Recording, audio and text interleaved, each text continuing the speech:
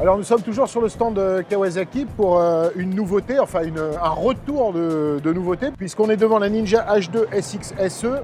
Elle avait été présentée en 2017, on était tous les deux au Portugal. Oui. Chacun pour un média différent. Mais amical. Mais néanmoins amical, bien sûr. Elle était sortie du catalogue parce qu'elle ne passait pas Euro 5. Elle nous revient cette année pour 2022 avec pas mal d'améliorations. Lesquelles ?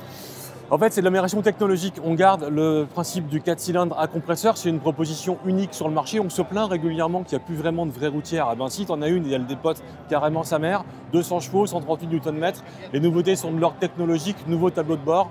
Et ce tableau de bord permet d'avoir des fonctionnalités, notamment sur l'infodivertissement, donc il est connecté. Ah, ça, je suis content de l'apprendre. Et puis surtout, souviens-toi, avant, tu avais un gros phare assez volumineuse. Aujourd'hui, tu as un radar adaptatif à la fois à l'avant, mais aussi à l'arrière, on devine un petit device, un petit morceau de plastique pour la détection qui cache des angles la détection à l'arrière. Donc tu as à la fois la fonction régulateur de vitesse adaptatif et la fonction surveillance d'angle mort, un peu comme sur une Ducati Multistrada V4 qui proposait déjà ce package l'an dernier. Moi, je me réjouis de ça parce que c'est assez déraisonnable de rouler là-dessus, parce que tu as un niveau de perf qui est quand même stratosphériquement plus élevé que la circulation réelle. Ouais. Mais voilà, c'est des sensations fortes.